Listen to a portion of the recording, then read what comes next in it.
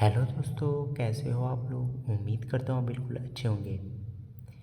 मैं यहाँ पे आपको क्लास 10th के साइंस का इम्पोर्टेंट जो क्वेश्चन है, ठीक है, मैं यहाँ पे इम्पोर्टेंट क्वेश्चन आपको बताने वाला हूँ जो यहाँ पे चैप्टर वाइज होंगे, ठीक है। बहुत ही शानदार शानदार मैं क्वेश्चन लिया हूँ यहाँ पे। ये आपके बोर्ड के साथ साथ आपके कॉम्पिटिटिव एग्ज़ाम में भी बहुत ही हेल्पफुल होंगे, ठीक है। बोर्ड में भी इतनी ज़रूर से आएंगे, ठीक है। चलिए स्टार्ट करते हैं। पहला क्वेश्चन आपको स्क्रीन पर दिख रहा होगा। लिखा है कि taking the example of an element of atomic number 16, ठीक है, explain how the electronic configuration of atom of an electron related to its position in a modern periodic table and how valency of a element is calculated on the basis of atomic number। ठीक है, तो बोल दिया है हमें electronic configuration बताना है और किस ब्लॉक के हैं, इनकी पोजीशन कहाँ है पीरियोडिक टेबल में। पीरियोडिक टेबल आपने देखा है, ठीक है, ये हमारा पीरियोडिक टेबल है, ठीक है। ठीक है, इस पीरियोडिक टेबल में उसकी पोजीशन कहाँ है, ठीक है, जो एटॉमिक नंबर जिसका 16 है, ठीक है, ये हमें क्वेश्चन में दिया है। तो आपको बता दूं, पहले तो आपको पता होना चाहिए कि एटॉमिक नंबर 16 किसका होना चाहिए। बताइए एटॉमिक नंबर किसका 16 है। एटॉमिक नंबर 16 किसका है बताओ। ये है आपका सल्फर का। किसका है? सल्फर। सल्फर को ऐसे डिनोट किया जाता है, ठीक है। तो यहाँ पे सल्फर है, ठीक है, ये सल्फर है। तो सल्फर का इलेक्ट्रॉनिक कॉन्फ़िगरेशन क्या होगा? इलेक्ट्रॉनिक कॉन्फ़िगरेशन, ठीक है, इलेक्ट्रॉनिक कॉन्फ़िगरेशन, ठीक है, इलेक्ट्रॉनिक कॉन्फ़िगरेशन, ठीक है, क्या है तो बताएं आपको। 2, 8 और 6 होता है, क्योंकि 16 इलेक्ट्रॉन को हमें अरेंज करना है। तो पहला K, L, M, N, ये सब सेल होते हैं ना, उसमें क्या होगा, पहले में 2, दूसरे में 8, तीसरे में 6, ठीक है। ये इसके इलेक्ट्रॉनिक, ये ऑन द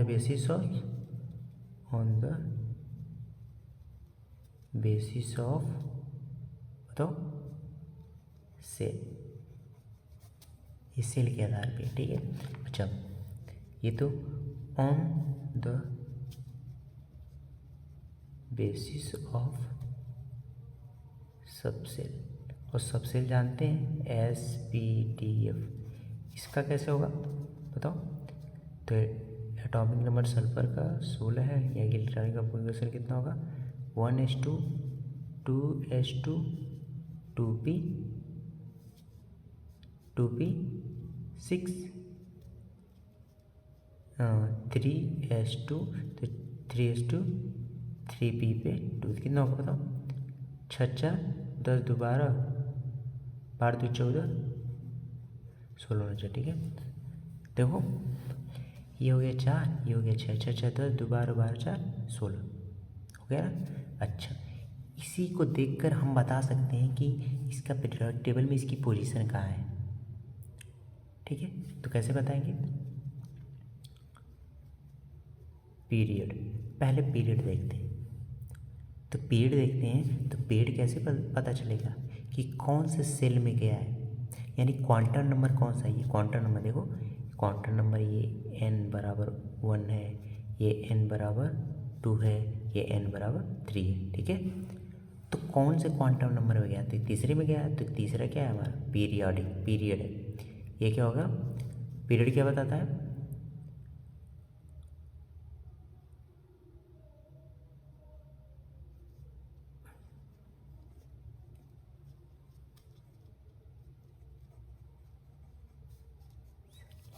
वैलेंस सेल, ठीक है। तो वैलेंस सेल कितना है? 3 है, तो ये हो जाएगा 3 पीरियड। अच्छा, ग्रुप क्या होगा बताओ। ग्रुप क्या होगा? वैलेंस सेल के सबसेल में कितने इलेक्ट्रॉन्स हैं? वैलेंस सेल के सबसेल में कितने इलेक्ट्रॉन हैं? 4 2 6, तो तो 6। तो ये पी ब्लॉक का एलिमेंट है, जो पी ब्लॉक का एलिमेंट होता है 10 + 6 किया जाता है, तो कितना हो गया 16 पीरियड में, 16 ग्रुप में, ठीक है। अच्छा ब्लॉक देखा जाए, ब्लॉक में देखा था तो लास्ट इलेक्ट्रॉन किस में गया है, एस के बाद पी में गया है, तो पी ब्लॉक है, ठीक है। ऐसे फाइंड आउट करना रहता है, समझे। चलिए एक और करके दिखाता हूँ, ठीक है।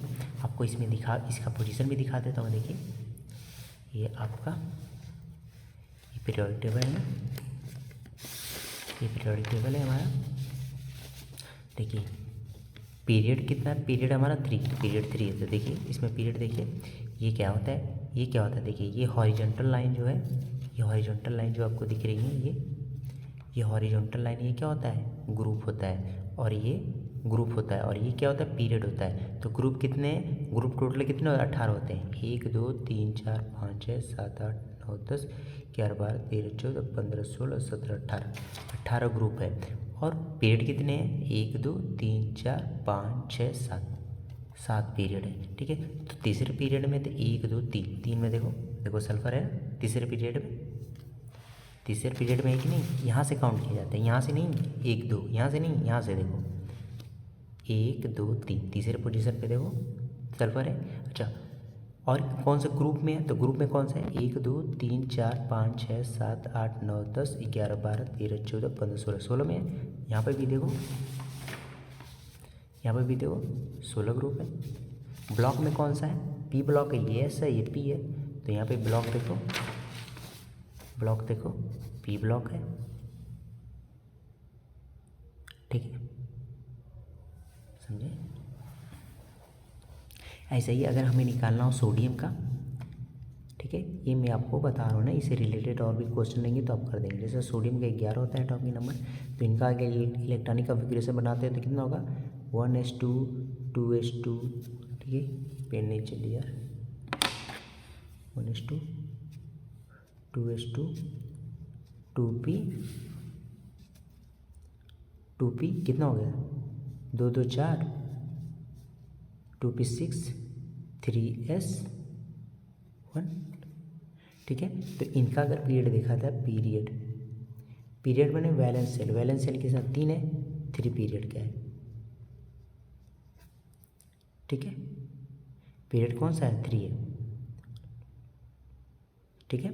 अच्छा ग्रुप देखा जाए, ग्रुप माने लास्ट इलेक्ट्रॉन कौन सा सेल में, लास्ट वैलेंस सेल में कितने इलेक्ट्रॉन है, वैलेंस सेल के सब सेल में कितने इलेक्ट्रॉन है, तो कितना है 1, ठीक है। तो ये इसका ग्रुप कौन सा है, पहला ग्रुप है, ठीक है। इसमें हम 10 नहीं जोड़ेंगे, केवल पी ब्लॉक में जोड़ा जाता है, ठीक है। ब्लॉक बताओ लास्ट इलेक्ट्रॉन किस में जा रहा है, यस ब्लॉक में, यस में जा रहा है, यस सब सेल में, तो कौन सा ब्लॉक हो गया, यस ब्लॉक, ठीक है, समझे। ऐसे किया जाता है, ठीक है। एक क्वेश्चन कंप्लीट हुआ। चलिए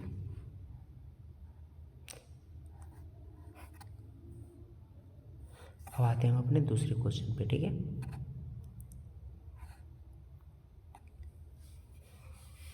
दूसरा क्वेश्चन हमारा कौन सा है, ये है। देखिए लिखा है कि how many groups and the periods are there in modern periodic table and how do the atomic size and metallic character of element vary as we move. पहला दिया है डाउन अ ग्रुप, दूसरा है from left to right period, ठीक है। तो total simple सा question बोला है कि बताओ कि पीरियोडिक टेबल में कितने ग्रुप होते हैं और कितने पीरियड होते हैं, ठीक है। और एटॉमिक साइज और मेटेलिक कैरेक्टर के बारे में बताओ। जब हम क्या करते हैं, डाउन द ग्रुप जाते हैं और फ्रॉम लेफ्ट टू राइट जाते हैं, ठीक है, ये क्वेश्चन है, ठीक है। तो आपको बता दूं कि पहला हमारा है, आंसर क्या होगा बताओ, ये क्वेश्चन दूसरा है, ठीक है। इसका आंसर क्या होगा बताओ, how many groups and period, तो बता दो 18 क्या होते हैं, ग्रुप होते हैं, ग्रुप्स, ठीक है। और 7 क्या होते हैं, पीरियड होते हैं, ठीक है। दिखा भी देता हूँ आपको, देखिए 1 2 3 4 5 6 7 8 9 10 11 12 13 14 15 16 17 18।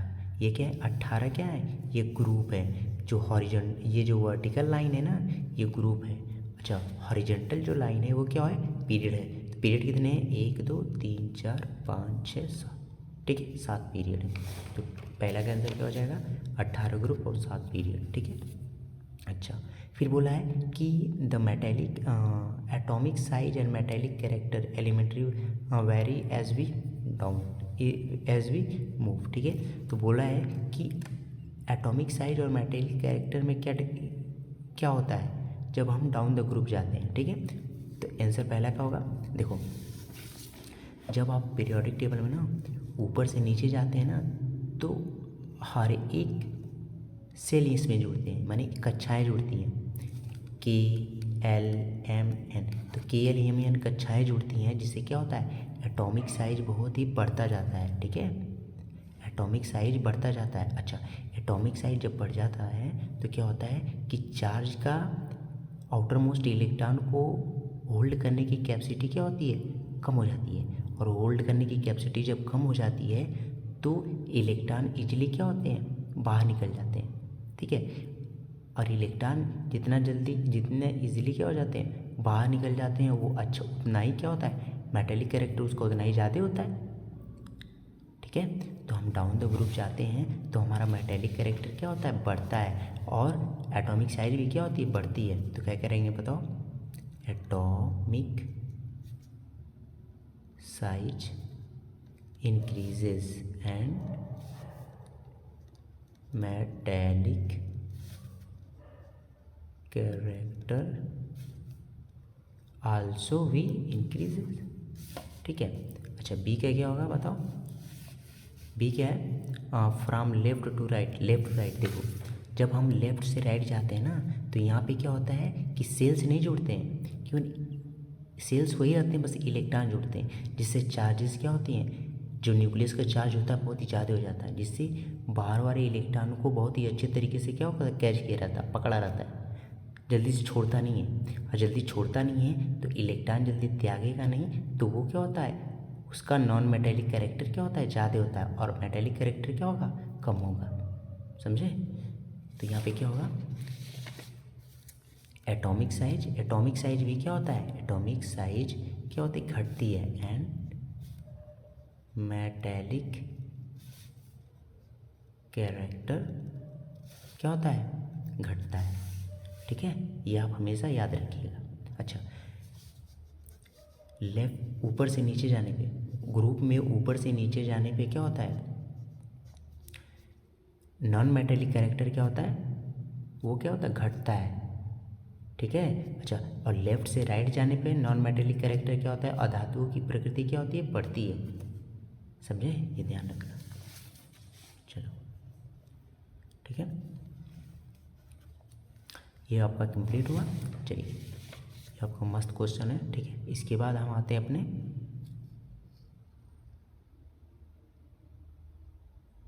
दूसरे क्वेश्चन पे। ठीक है, देखिए ये बहुत ही इम्पोर्टेंट है। ठीक है, इतना ही बड़ा क्वेश्चन है कि इसे मैं ऐसे आपको लिखूंगा नहीं। ठीक है, मैं पहले से ही आपको लिख कर लाया हूँ, बस मैं आपको अच्छे से एक्सप्लेन करूँगा। ठीक है, आप उसे नोट्स अच्छे से बना लीजिएगा। ठीक है, लिखा है कि right balance chemical equation two the explain what happened when the mercuric oxide is heated.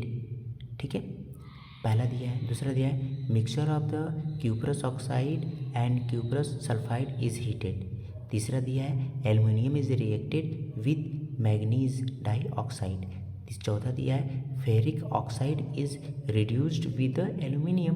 ठीक है, और पांचवा दिया है जिंक कार्बोनेट अंडरगोज कैल्सिनेशन। ठीक है, इसको बारे में पूरा बाकायदे से अच्छे से लिखना है। ठीक है, तो क्या होता है कि जब मर्क्यूरिक ऑक्साइड इज हीटेड क्या होता है? ठीक है, जब हम मर्क्यूरिक ऑक्साइड को हीट करते हैं तो क्या होता है, ये हमसे पूछा है, तो आपको बता दूँ। ठीक है, देखिए ये जो मर्क्यूरिक ऑक्साइड क्या होती है? HgO। ठीक है, ये होती है मर्क्यूरिक ऑक्साइड।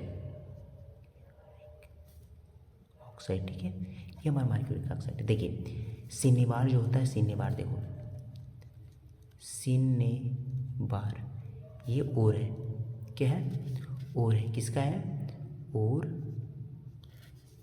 किसका और है, ये है Hg का, Hg यानी कि मरक्यूरी, Hg का ये और होता है सिनेबार। सिनेबार का सूत्र क्या होता है, HgS। देखो पहले क्या हुआ, जब हम HgS को क्या होता है, अब देखो पहले HgS को जब हम क्या करते हैं, ऑक्सीजन के संपर्क में जब हीट करते हैं तो ये पहले कन्वर्ट हो जाता है HgO में, ठीक है। फिर फर्दर जब हम इसे हीट करते हैं, ठीक है, इसे फर्दर जब हम हीट करते हैं तो ये Hg में कन्वर्ट हो जाता है और O2 बाहर निकल जाता है, ठीक है। एक सिस्टम होता है, तो इसको हम क्या करेंगे, लिखेंगे ना, है कि नहीं, इसको हम लिखेंगे,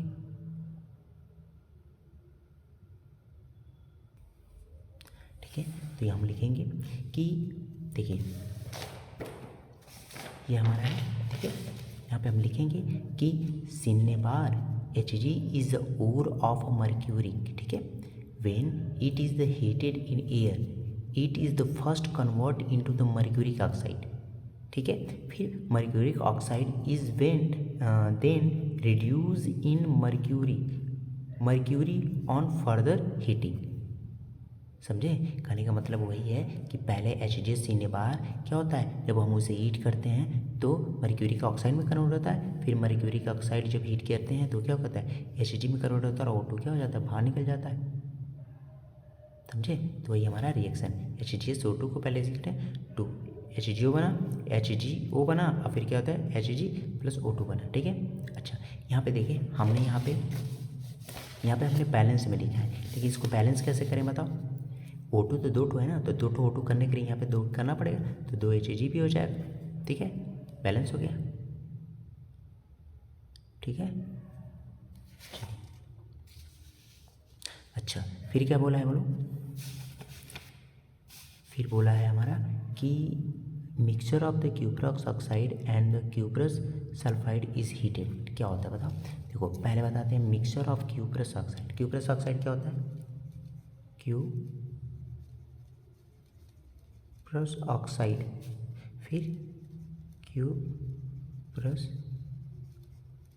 सल्फाइड, ये क्या होता है, तो क्यूप्रस ऑक्साइड Cu2O और ये क्या Cu2S होता है। इनको पहले हीट किया जाता है तो क्या होता है, तो हम हीट करते हैं Cu2O प्लस Cu2S को जब हम हीट करते हैं, तो क्या होता है, देखो यहाँ पे होता है Cu निकलेगा और SO2 बाहर निकलेगा गैस के रूप में। अच्छा इसे बैलेंस करेंगे, कैसे करें, 4 Cu कर दें, नहीं देखिए 4 Cu नहीं करते हैं, देखिए यहाँ पे, क्योंकि यहाँ पे ऑक्सीजन 2 है तो 2 ऑक्सीजन करने के लिए यहाँ पे 2 से गुणा करना पड़ेगा, तो ये हो गया 4 यानी कि 6 Cu बन जाएगा, समझे। तो क्या हो जाएगा, फिर से लिखते हैं 2 Cu2O प्लस Cu2S, ठीक है। इसको जब हीट किया जाता है तो क्या बनेगा 6 Cu प्लस SO2 गैस के रूप में, ठीक है, ये होता है। तो इसको हम बाकायदे लिखेंगे ना, ऐसे तो है नहीं कि क्योंकि लॉन्ग टाइप का आंसर है 5 नंबर का है, तो ऐसा थोड़ी नहीं कि केवल ये लिख देंगे तो बस नंबर मिल जाएगा। इसके बारे में हम लिखेंगे ना कि when Cu2 oxide and Cu2S sulphide, हाँ कॉपर सल्फाइड को जब हम हीट करते हैं, ठीक है, तो पहले वो इसमें कन्वर्ट होता है, फिर ये उसके साथ SO2 का इवोल्यूशन होता है, ये सब हम लिखेंगे ना, ठीक है। तो देखिए हम यहाँ पे लिखे हुए हैं, ठीक है।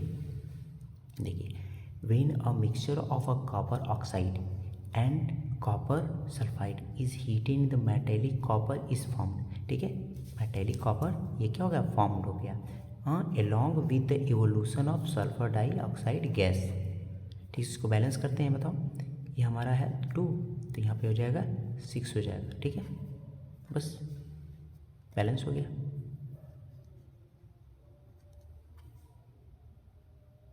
ठीक है, ये आप लिख लीजिए, ठीक है भाई। चलिए अब क्या बोला है, तीसरा है aluminium is heated with the manganese dioxide. Aluminium को जब हीट किया जाता है मैग्नीज डाइऑक्साइड के साथ तो क्या होता है, देखिए मैं यहाँ पे आपको बताता हूँ, ठीक है। देखिए यहाँ पे क्या होता है कि जब हम एल्यूमिनियम को, देखो ये है एल्यूमिनियम, ठीक है, इसको जब मैग्नीज की करते हैं MnO2, ये हमारा मैग्नीज है, ठीक है। इसको मैग्नीज के साथ जब हम क्या करते हैं, हीट करते हैं तो क्या होता है, ये एल्यूमिनियम इस मैग्नीज को क्या करते हैं, डिस्प्लेस कर देता है, यानी हटा देता है और उसकी जगह खुद लग जाता है। तो क्या होता है बताओ, ये हो जाएगा Mn अलग हो जाएगा और प्लस Al2O3 एल्यूमिनियम ऑक्साइड, ये क्या नाम है, एल्यूमिनियम ऑक्साइड बनती है और प्लस Mn और हीट भी बनता है, ये लिक्विड स्टेट में पाया जाता है Mn, ठीक है, ये आप याद रखिएगा, ठीक है। अच्छा इसको बैलेंस कैसे करेंगे बताओ, बैलेंस कैसे करेंगे, देखिए Al2 यहाँ पे 2 होते थे, यहाँ पे 2 Al2 करेंगे, ठीक है। अच्छा और देखिए ऑक्सीजन यहाँ पे, देखो यहाँ पे ऑक्सीजन 3 है, तो यहाँ पे ऑक्सीजन 3 करने के लिए यहाँ पे ऑक्सीजन 2 है, एक काम करते हैं इसमें हम 3 से मल्टीप्लिकेशन करते हैं और इसमें हम 2 से मल्टीप्लिकेशन करते हैं, तो ये हो जाएगा 3 दूना के 6, ये हो जाएगा 3 दूना के 6, यानी कि Mn कितना हो जाएगा, 3 हो जाएगा, तो एल्यूमिनियम भी 4 हो जाएगा ना, तो ये 4 हो जाएगा, ठीक है। ये हमारा बैलेंस रिएक्शन है, बैलेंसिंग तो आपको आती ही होगी, ठीक है। चलिए तो इसको हम पहले एक्सपीरियंस के अच्छे से लिखेंगे ना, ठीक है, तो लिखते हैं इसको, मैं यहाँ पे लिखा हूँ, ठीक है। देखिए when aluminium powder is heated, देखिए एल्यूमिनियम को हमने पाउडर बनाया, देखिए जब पाउडर बनाते हैं तो उसका रिएक्टिविटी क्या होती है, ज़्यादा हो जाती है, क्योंकि सरफेस एरिया ज़्यादा हो जाता है तो रिएक्शन तगड़ा होता है ना। The powder is the heated with the manganese dioxide. Manganese and aluminium oxide are formed. With evolution of heat and following reaction is take place. कौन सा reaction, MnO2 4Al liquid state में Al2O3 plus heat, जो हमने पहले बताया इसका नाम है एल्यूमिनियम ऑक्साइड, ये तो आप जानते हैं ना एल्यूमिनियम ऑक्साइड, ठीक है। ये बैलेंस इक्वेशन है, ठीक है। इसके बाद क्या आ गया हमारा लास्ट है चौथा बहुत इम्पोर्टेंट है, ये आपका जो चौथा है ferric oxide is reduce with aluminium, ये थर्माइड रिएक्शन है। इस रिएक्शन का यूज़ हम क्या करते हैं, जब क्या होता है कि रेलवे ट्रैक, जब क्या होता है रेलवे ट्रैक को जब ज्वाइंट करना रहता है या रेलवे ट्रैक में क्या होते हैं क्रेक आ जाते हैं, तो वहाँ पे ज्वाइंट करने के लिए हम क्या करते हैं, इसका यूज करते हैं, इस रिएक्शन का यूज करते हैं, ठीक है। इसे थर्माइड रिएक्शन बोला जाता है। इसमें बहुत लार्ज अमाउंट में क्या होता है हीट प्रोड्यूस होती है, समझे। तो यहाँ पे क्या होगा, यहाँ पे डिस्प्लेसमेंट भी प्रक्रिया हुई है, देखिए कैसे होती है, फेरिक ऑक्साइड, फेरिक की ऑक्साइड क्या होती है Fe2O3, ये फेरिक ऑक्साइड है, क्या बोलते हैं, फेरिक ऑक्साइड, ठीक है। फेरिक ऑक्साइड की जब अपक्रिया किससे होती है, एल्यूमिनियम के साथ होती है, ठीक है। तो फेरिक ऑक्साइड रिड्यूस हो जाता है, क्या हो जाता है, रिड्यूस का मतलब ऑक्सीजन लॉस कर देता, और वो ऑक्सीजन कहाँ जाती है, इसके पास आ जाती है, क्या हो जाता है ये Fe प्राप्त होता है, और किस स्टेज में, लिक्विड स्टेट में, और प्लस Al2O3 प्राप्त होता है, और प्लस हीट क्या होती है लार्ज अमाउंट में, ठीक है, लार्ज अमाउंट में हीट प्रोड्यूस होती है, इसे क्या बोला जाता है, थर्माइड रिएक्शन, ठीक है। इसे क्या बोला, थर्माइड रिएक्शन, इसी को थर्माइड रिएक्शन बोला जाता है। देखिए यहाँ पे रिएक्शन कैसे हुआ है, ये क्या किया है, आयरन क्या होता है रिप्लेस रिड्यूस हो गया है, यानी इसका रिडक्शन हुआ और इसका क्या हुआ, ऑक्सीडेशन हुआ है, यानी ये ऑक्सीजन गेन किया है, ठीक है। तो ये इसकी जगह पे आ गया है और ये इसकी जगह पे आ गया है, बस वही तो हुआ है, डिस्प्लेसमेंट, एक तरीके से बोलो डिस्प्लेसमेंट अभिक्रिया हुई है, है ना। डीसी क्या बोलते हैं, डिस्प्लेसमेंट, डबल डिस्प्लेसमेंट नहीं, इक्वल डिस्प्लेसमेंट, क्योंकि ये इसको डिस्प्लेस कर दिया, है ना।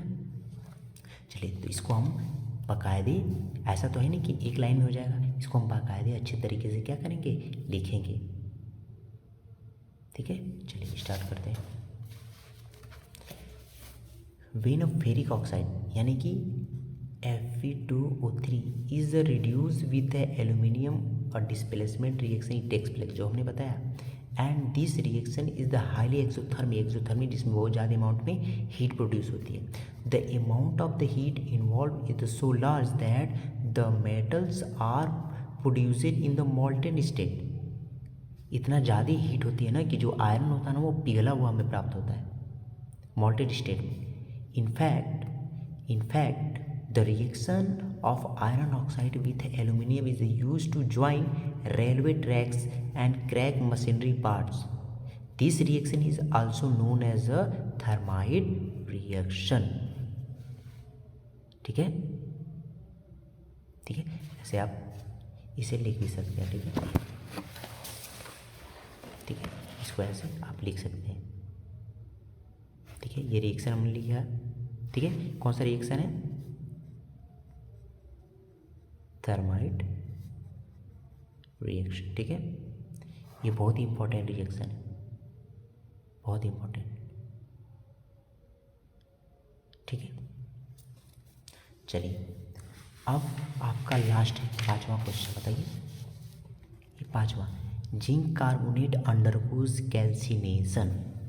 आपको बता दें, आपने मेटलर्जी जब चैप्टर पढ़ा होगा तो आपने देखा होगा कि वहाँ पे जो जिंक कार्बोनेट होते हैं, जिंक कार्बोनेट को उसके ऑक्साइड में कन्वर्ट करने के लिए, ठीक है, जिंक कार्बोनेट, तो जिंक कार्बोनेट को अगर जिंक ऑक्साइड में कन्वर्ट किया जाता है तो वहाँ पे कैल्सिनेशन होता है।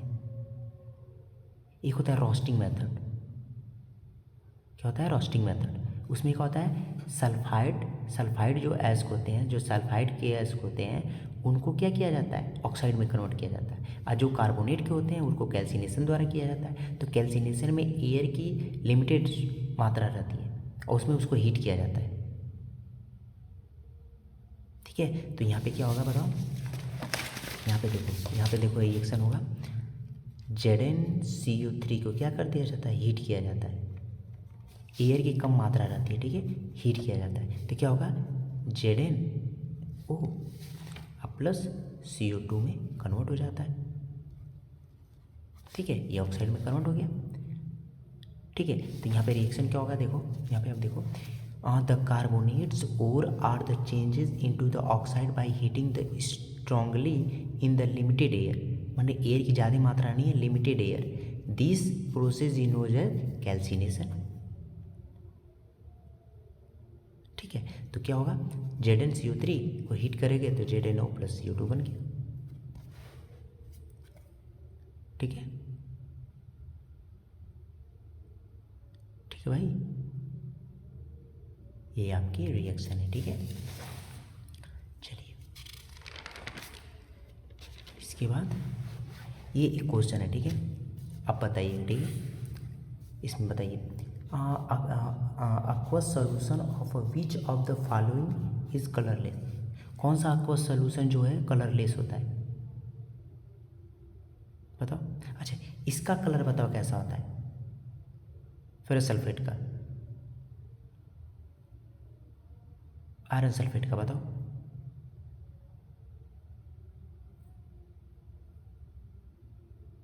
नहीं पता, मैं बताता हूँ। देखो, इसका कलर होता है ग्रीन।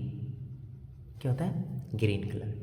और जिंक सल्फेट का और एल्युमिनियम सल्फाइड का ये जो है, ये Al2SO4 का थ्राई, इसका जो कलर होता है ये होता है कलरलेस होते हैं, कलरलेस।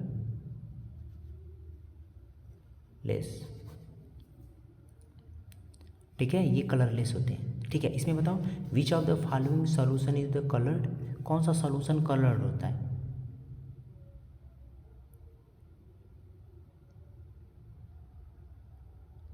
तो ऑप्शन हमारा ये सही हो जाएगा, B+C। B+C क्या होता है, कलरलेस होते हैं। ठीक है, और इसमें कौन सा कलर होता है, आयरन, ये FeSO4 कलर होता है, और क्या होता है, ये सब कलरलेस होते हैं। ठीक है, ये क्या होते हैं? कलरलेस होते हैं तीनों। ठीक है भाई, आप इसे ध्यान रखिए।